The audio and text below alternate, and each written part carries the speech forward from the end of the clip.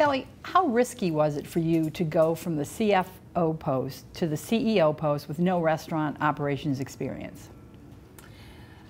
Well, I think maybe the first question should be, how risky was it for you to go to Buffalo Wild Wings at all, having no restaurant experience? I joined the company in October 1994, and my background's in finance. I'd worked in manufacturing. I had a lot of franchising experience, and I had a lot of general overall business. And I joined as CFO. A couple years later, through a variety of circumstances, I ended up as the CEO. I think it was because no one else would do it. I didn't have any restaurant experience, but I'd had a lot of business experience, and I knew that one of the best things I could do is hire people that had great restaurant experience. And we'd been around for 10, 12 years by the time I joined the company.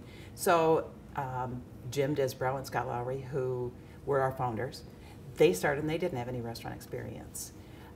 In some ways, it was really risky, going from a well-paying job to taking a salary cut half of what I was making to kind of this little unknown company. But in a way, I had to learn it. I had to rely on people. I had to get in there and try to understand it. I didn't bring any preconceived notions, which was very helpful and has been very helpful in growing the business. But it kept me busy, and it was a risk, and I've enjoyed every minute of it, even though I've never thought of myself as a risk taker. And I imagine you had a tough time in the beginning with your franchisees. There were a lot of things you wanted to do, and they kind of fought you tooth and nail in the beginning. Those beginning years must have seemed like an eternity. But how did you have the guts to stand up to all those franchisees? Well, that's where my franchising background really helped. I used to say in our early days that I could have played back a tape from the company I worked with before, and their concerns would have been the same. It's about communication. It's about what our expectations were. It's about listening to them. And while it was frustrating because we did have to do some things different. We were known, our guests had shortened the name to BW3. We had a nondescript logo. If we were going to grow, and if we were going to grow outside our, Ohio and Indiana, we had to have a sign that at least told people who we were. Those original franchisees, not too happy. But I didn't make them change.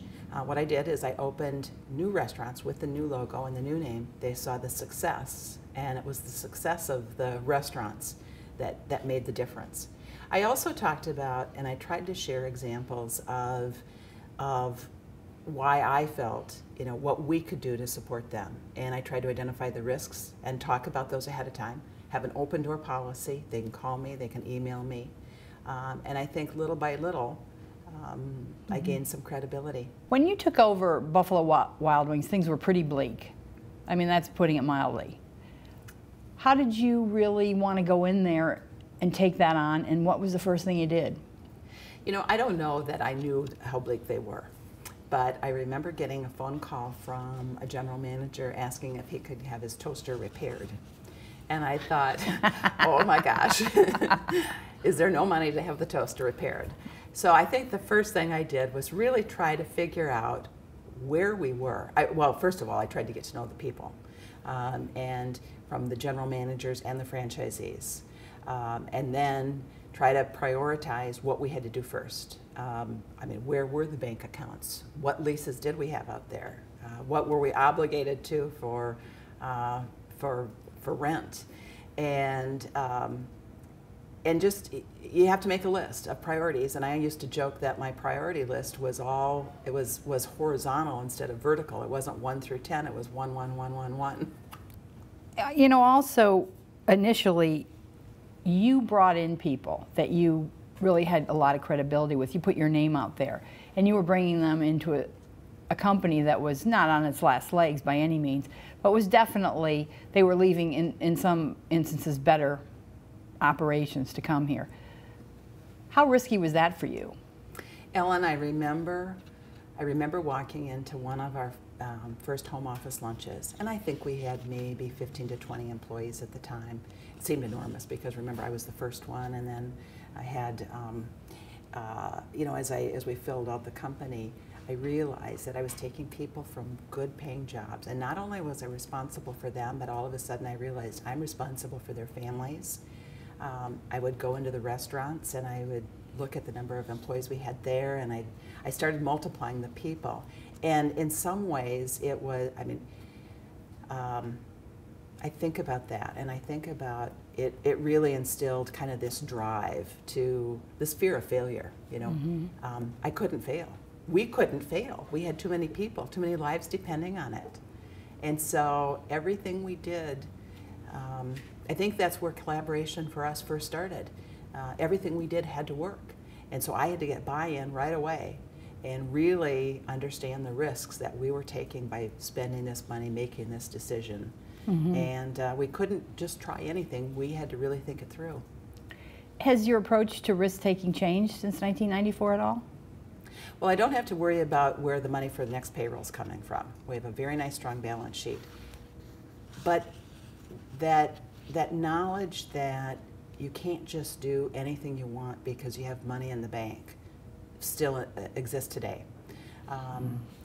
We have an innovation center that's about half a mile from our home office. We have the opportunity to move that. We had the opportunity to move that into this building when we took over this space, but we wanted to wait for the lease of the old one to run out. So we still try to make very prudent, sound financial decisions, and not just financial decisions, but decisions about hiring people. We've been lucky; we've never had to have a reduction in workforce, probably because we wait a little longer than we need to hire people. How do you decide when it's worth taking a risk on behalf of your company? I try to imagine what's the worst thing that could happen, and try to calculate what that means in terms of people, reputation, and financial. And if I can live with all three of those things, then it's worth the risk. We're going to embark on an international expansion, with Canada being our first market, and we're doing that as a company market. And I had the question this morning at a breakfast I was holding, gee, we have to put so much in place from a company standpoint, why don't we just franchise? And I said, I really need to understand, we need to understand what the obstacles are before we can go out and have somebody else commit their time and resources to it. I don't want a franchisee to fail any more than I want a company to fail. What would you say is the biggest gamble that you took that paid off, and what would be the converse of that? Probably has to do with the name change back in 1997, and really holding to my guns, and coming in with this whole new logo. I can think of a couple of things that, second would be putting franchising on hold in the late 90s to make sure that we really understood the operations, that we were getting the best franchisees. You know, as I've gotten older, as I've been in this business for a long time, I've realized that as much as you want people to work out,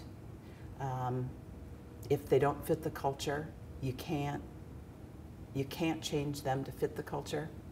And so I think there's probably some hiring decisions along the way that were big gambles that didn't pay off. And do you encourage risk-taking in your corporate culture? I like to think we do. I like people to come up with, I say study other companies, not other companies in the industry, but other retailers. I said, and let's think about how we can be different. Maybe it's a training program. You know, we've talked about, gee, do we get everyone an iPhone and send our training program over with an application, you know, a Buffalo Wild Wings app. It might be on the food end of things. We're always looking for new food ideas. And so I think there's all kinds of risk-taking. You were once quoted as saying that when you took over Buffalo Wild Wings, if it had been a patient, it would have been on life support. And What on earth would make you compelled to walk into a situation like that? Oh gosh, I like a challenge. I really do like a challenge. And it was the challenge of, it was a great concept. It just needed a little bit of, well, it needed direction and probably professional management. But I like to figure things out. I like helping people implement or think of how things can work. Mm-hmm. And it was like a big jigsaw puzzle that we just slowly had to put in the right pieces. Was the hardest part about that just getting the books in order? I know that took almost over a year. Early on, that was the hardest part. I think after that, other than 1995, we've been profitable every year since then. And so I think and we were growing, and I have a board member that said, this was a couple years back, he said, we're the largest chain that no one's ever heard of. Because when I would go to industry events, even when we had 200 restaurants, they'd say, well, we've never heard of you. And so I think that getting credibility in the marketplace, that we were going to be here for a long time. And I always wanted to kind of stay under the radar. Well, they certainly have heard of you now. Well, they have. I hope in a good way. We've been talking with Sally Smith of Buffalo Wild Wings and the Vice Chairman of the National Restaurant Association. Check out the next part of this series as we explore what it takes to be a leader with guts. For Food Channel Pro, I'm Ellen Codiff.